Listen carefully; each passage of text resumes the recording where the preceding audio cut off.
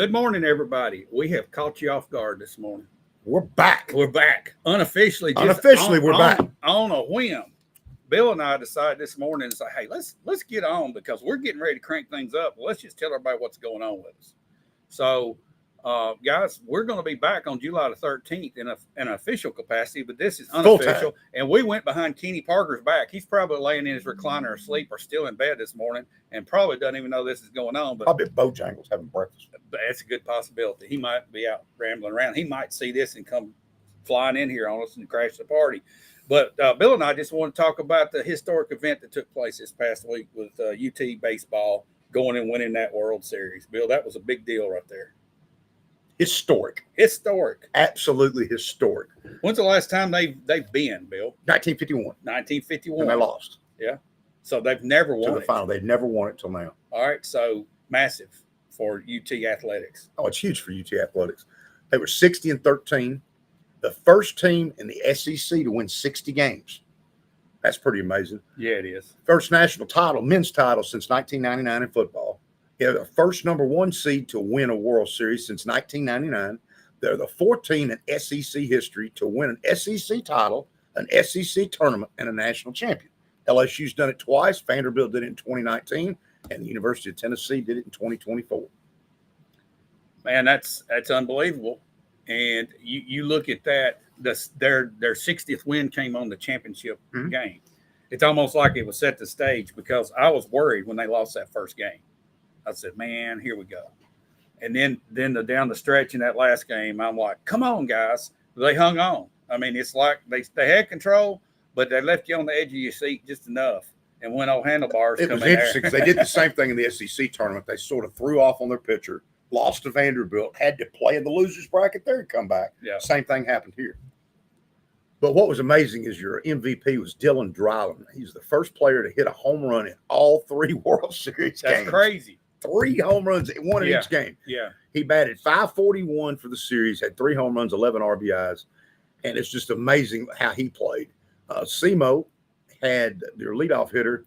That was the first leadoff home run in a World Series deciding game in the history of the NCAA tournament. It's amazing. I mean, that last home run, that was a big hit for the team. Yes.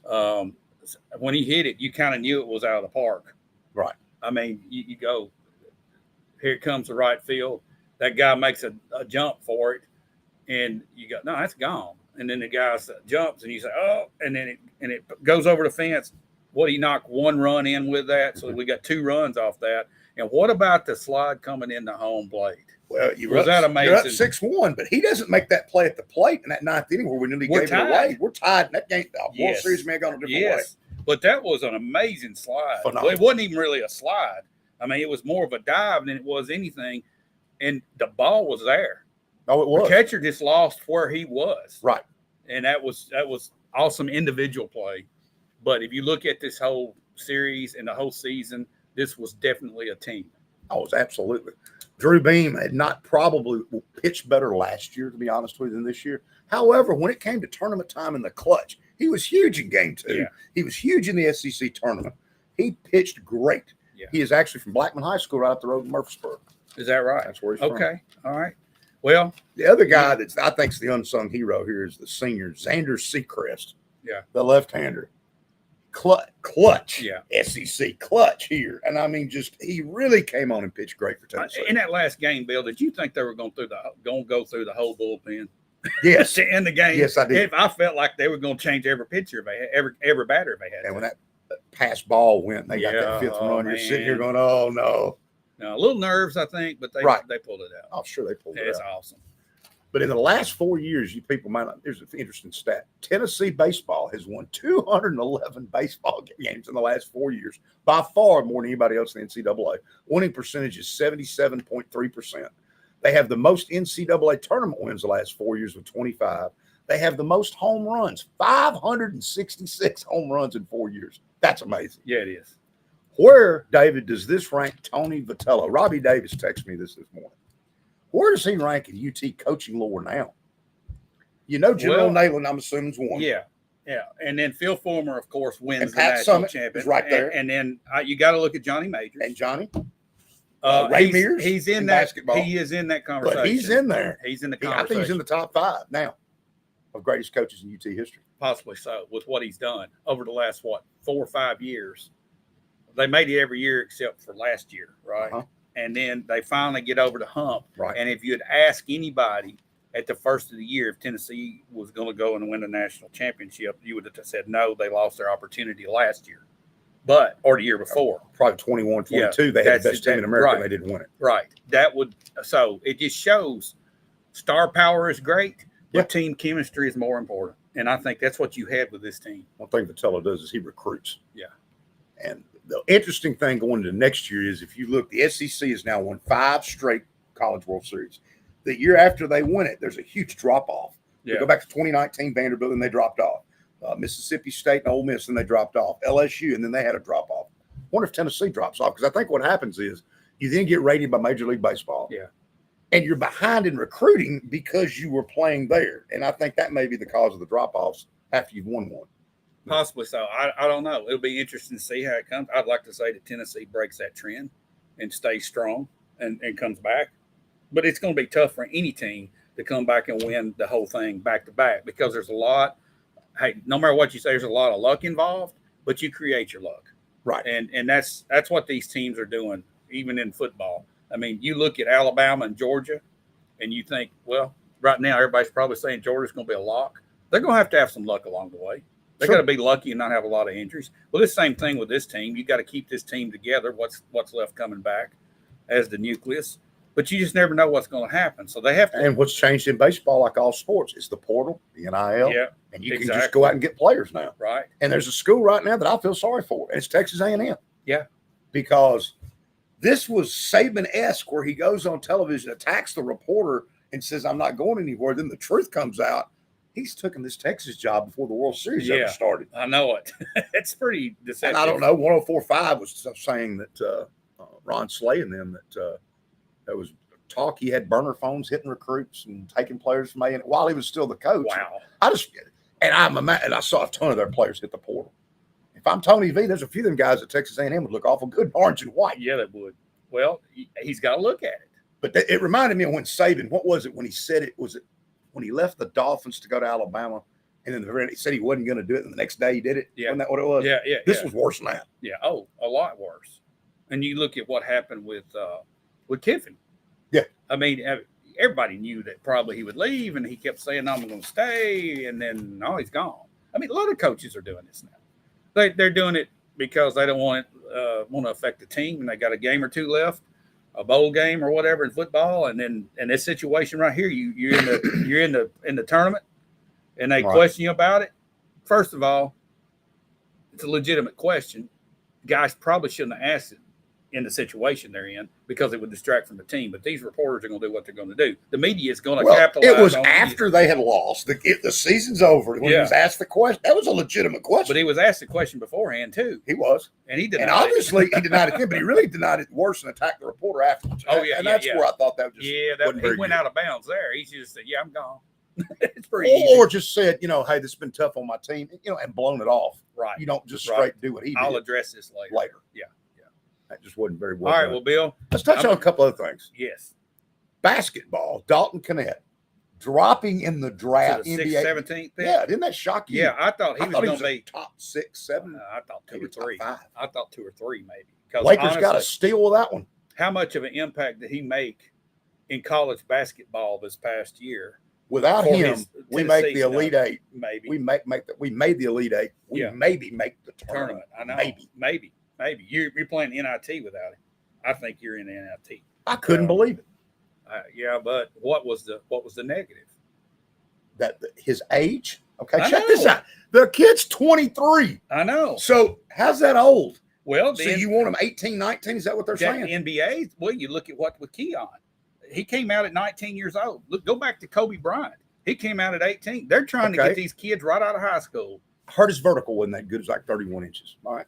He's 6'8". Now keep this in mind. How do you take the 6'2" kid from Kentucky at 4 that I promise you is going to struggle in the NBA at 6'2"? Yeah. At least you need to be in the NBA 6'7", 6'8" to play, and you got to be able to shoot. And that's Well, Keon's let's go problem. back. He can't shoot. Let's Not at the NBA level. No, you got at his size, he's got to hit those threes You got to consistently. be right. And he's getting better at that, I think. I mean, his opportunity is still out there. But Connect, to me, I mean, at 6'8", and you put that vertical jump on him, go back and look at Larry Bird. His vertical was 6 inches. Right. And he wore the NBA out. Okay. And now he's going to a team with LeBron James, Anthony Davis, with the Reeves kid that can shoot. Yeah. He doesn't have to be a star here, and he's not going to have people guarding him. Dalton Connect's going to literally be able to sit out there and free shoot. Right. He won't have to penetrate No. like he did. If he concentrates on that. And they don't play any defense in the NBA. No, they don't. He's going to be standing out there at that arc. It probably cost him millions of dollars, but in the long run, David, it may be better for Connect that he went where he went, because I think he makes an instant impact day one in the NBA. I do too. Helen Raby just comes in and says, Helen. "It's about time y'all get back." Well, July 13th. July 13th, we'll be back full What time. else you got for us? Well, I want to talk about something that Coach Barnes did that I heard on the radio too and checked into. He's got a drill called the KD drill. Okay. And it's a shooting drill, and you've got to make so many shots. It's sort of like going around the world, but it's really difficult. And the reason he calls it the KD drill is Kevin Durant. Okay. Kevin Durant is the only person who's ever completed the drill All right. until last week. Okay. Chaz Lanier, that Tennessee brought in from Northern Florida, the Uh-huh. transfer, did it on his second attempt. Really? Okay. And so that's got attention. That's got the attention of some folks right there, and he may be Connect-esque possibly as a transfer guy. Okay. And we'll see in this portal. I think Tennessee basketball is going to be pretty good again, but Kevin Durant's the only person Barnes ever had to do it. This kid does it on his second try. Pretty awesome. That's pretty good stuff right there. Yeah. Let's talk Well, high school a minute. We got stuff coming up here soon. It's coming. And backing up, last week, our Shelbyville Central High School basketball team and Cascade basketball team were out in West Tennessee doing some summer camp work. And it was video streamed on NFHS Network, and I got to look in on it. And Shelbyville Central's team looked pretty good. They had some chemistry going on, I think. They were playing a little better together, I think. And I hope Coach is happy with that outcome. But they're in this little time. He was very pleased. I know this past year was tough, being the first year and trying to put things together. And losing so many games by 3 and 2 and 3 and 4. And the work's now is taking place now for these kids throughout the summer. They're going to do their own thing. They had this opportunity to play in the camp, and I don't know how that window of practice is for this early summer, but then they get back going in October, and things are looking up there. I think Cascade did well, and theirs as well. But that's something you're not even thinking about right now is high school basketball. Right. But that took place. I'll tell you what we are thinking about. High school football. Yes, sir. It's coming. It's coming. 7-on-7s be starting soon. Yeah. Man, it's hard to believe. We're coming up on July 4th weekend. 2 weeks after that, they start cranking up. These kids are out in this heat working. We have had a tournament here for years, and I think that's still on tap. So we'll have the 7-on-7 right here in the middle of July. So we're going to get back rolling. Or something. Yeah, we're gonna get rolling during that time. Me, you, Kenny, will be back. We're gonna have a special guest on the 13th. Not gonna tell you who that is yet, but we're gonna have a special guest to kick the season off, and we're gonna have 2 outstanding sponsors in First Bank and Kincaid Service company. Yep, we've talked about it all the time. And we're going to do our coaches shows. One day we'll do Central, one day we'll do Cascade, Right. and one day we're going to do Community. Coach Grooms, Coach Edie. Yeah. Get So we things got a going lot of stuff coming up, but just on a whim, here we are today talking about this stuff. And Well, it'll be interesting too as we get into this. Is how Shelbyville, I think, is going to look this year. That's going to be interesting. But Coach Dryden, I believe he got a new strength and conditioning coach this week. right. Things rolling on there. Yeah. I think going into the season, the big question mark is going to be your line play for Central. Cascade, of course, you got a new coach coming in. And I think a new philosophy. I think Yeah, it's I going to be think all it's different. gonna go- Maybe I a bit think different it's- offense and defense. Yeah, you're looking at a spread offense versus that wing tee that's been there embedded in Cascade history. And then you've got community. All those freshmen and sophomores should be sophomores and juniors this year. So should be some improvement. You've got some maturity taking place there. It'll be fun to watch them. They got a tough schedule. Yeah, they do. I mean, they're going to play Giles County. They're going to have to play for all those teams that are last year's schedule is flipped over. Now they're going to be at home where away was last year. So they basically flipped. Same thing for Central, same thing for Cascade. So we're playing the same schedule as last year, except we're flipping. Central's first 2 games are on Thursday nights. That will be Sigel and Marshall County on Thursday night. And it's weird that we're even talking about football. It feels like we just finished, but from last year. But it's here. Football. It's here. And college football will be here before you know it. Yeah.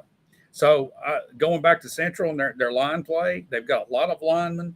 They've had a lot of hard work going on, and the strength and conditioning is going to help them going into the season. But Coach Dryden has always been a stickler for getting everybody stronger. Right. He calls it football strong. Right. He looks at that lower body because that's where you push people around with your legs, and they've got a lot of good-looking linemen that are built that way. I mean, you look at we got Matusik coming back. You got Chandler coming back from let's see, he was a freshman last year. Cates. And then you've got some other guys that have had a lot of playing time, a good nucleus to build around. So I'm looking forward to diving into what they're doing. And the big thing you've got here is those running backs. Yes. Chandler. Yep.